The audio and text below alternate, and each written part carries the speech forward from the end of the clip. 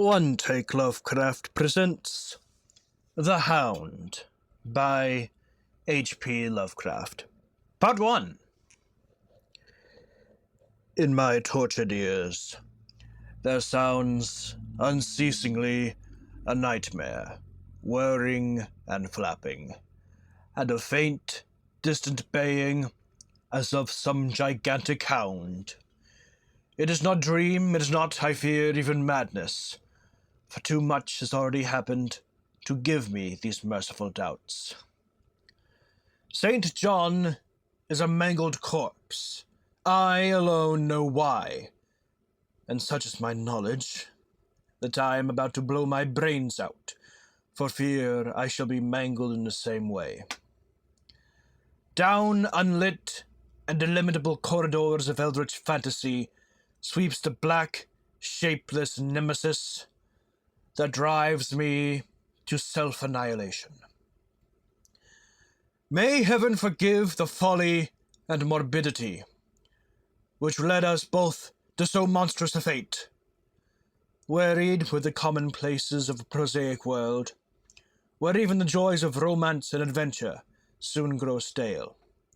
St. John and I had followed enthusiastically every aesthetic and intellectual movement which promised respite from our devastating ennui. The enigmas of the symbolists and the ecstasies of the pre-Raphaelites all were ours in their time. But each new mood was drained too soon of its diverting novelty and appeal. Only the somber philosophy of the decadents could hold us, and this we found potent only by increasing gradually the depth and diabolism of our penetrations. Baudelaire and Huysmans were soon exhausted of thrills, till finally there remained for us only the more direct stimuli of unnatural personal experiences and adventures. It was this frightful emotional need which led us eventually to that detestable course, which even in my present fear I mention with shame and timidity. That hideous extremity of human outrage, the abhorred practice of grave robbing. I cannot reveal the details of our shocking expeditions, or catalogue even partly the worst of the trophies adorning the nameless museum we prepared in the great stone house where we jointly dwelt, alone and servantless. Our museum was a blasphemous, unthinkable place, where with a satanic taste of neurotic virtuosi, we had assembled a universe of terror and decay to excite our jaded sensibilities. It was a secret room, far, far underground, where huge winged demons, carven of basalt and onyx, vomited from wide grinning mouths weird green and orange light, and hidden pneumatic pipes ruffled in the kaleidoscopic dances of death, the lines of red charnel things, hand in hand, woven in voluminous black hangings. Through these pipes came at will the odors our moods most craved, sometimes the scent of pale funeral lilies, sometimes the narcotic incense of imagined eastern shrines of the kingly dead, and sometimes, how I shudder to recall it, the frightful, soul-upheaving stenches of the uncovered grave. Around the walls of this repellent chamber were cases of antique mummies, alternating with comely, lifelike bodies, perfectly stuffed and cured by the taxidermist's art, and with headstones snatched from the oldest churchyards of the world. Niches here and there contained skulls of all shapes, and heads preserved in various states of dissolution. There one might find the rotting, bald pates of famous noblemen, and the fresh and radiantly golden heads of new-buried children. Statues and paintings there were, all of fiendish subjects and some executed by St. John and myself. A locked portfolio, bound in tanned human skin, held certain unknown and unnameable drawings, which it was rumored Goya had perpetrated, but dare not acknowledge. There were nauseous musical instruments, stringed, brass, and woodwind, on which St. John and I sometimes produced dissonances of exquisite morbidity and cacodemoniacal ghastliness, whilst in a multitude of inlaid ebony cabinets reposed the most incredible and unimaginable variety of tomb loot ever assembled by human madness and perversity. It is of this loot in particular that I must not speak. Thank God, I had the courage to destroy it long before I thought of destroying myself. The predatory excursions on which we collected our unmentionable treasures were always artistically memorable events. We were no vulgar ghouls, but worked only under certain conditions of mood, landscape, environment, weather, season, and moonlight.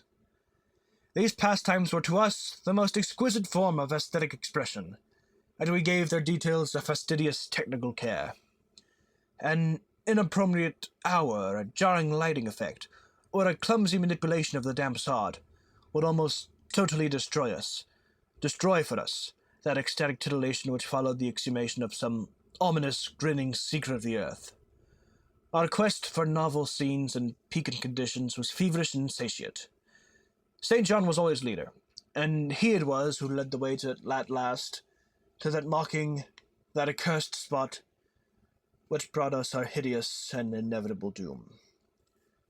By what malign fatality were we lured to that horrible Holland churchyard? I think it was a dark rumor and legendary, the tales of one buried for 5 centuries, who had himself been a ghoul in his time, and had stolen a potent thing from a mighty sepulchre. I can recall the scene in these final moments, the pale autumnal moon over the graves, casting long, terrible shadows, the grotesque trees dripping sullenly to meet the neglected grass and the crumbling slabs. The vast legions of strangely colossal bats that flew against the moon. The antique ivied church pointing a huge spectral finger at the livid sky. The phosphorescent insects that danced like death fires under the yews in a distant corner. The odors of mold, vegetation, and less explicable things that mingled feebly with the night wind from over far swamps and seas. And worst of all, the faint, deep-toned baying of some gigantic hound, which we could neither see nor definitively place. As we heard this suggestion of baying, we shuddered, remembering the tales of the peasantry, for he whom we sought had centuries before been found in the self-same spot, torn and mangled by the claws and teeth of some unspeakable beast. I remembered how we delved in this ghoul's grave with our spades, and how we thrilled at the picture of ourselves, the grave, the pale watching moon, the horrible shadows, the grotesque trees, the titanic bats, the antique church, the dancing death fires, the sickening odors, the gently moaning night wind, and a strange, half-heard, directionless baying, of whose objective existence we could scarcely be sure. Then we struck a substance harder than a damper mold, and beheld a rotting, oblong box, crusted with mineral deposits from the long undisturbed ground. It was incredibly tough and thick, but so old that we finally pried it open, and feasted our eyes on what it held. Much, amazingly much, was left of the object despite the lapse of 500 years.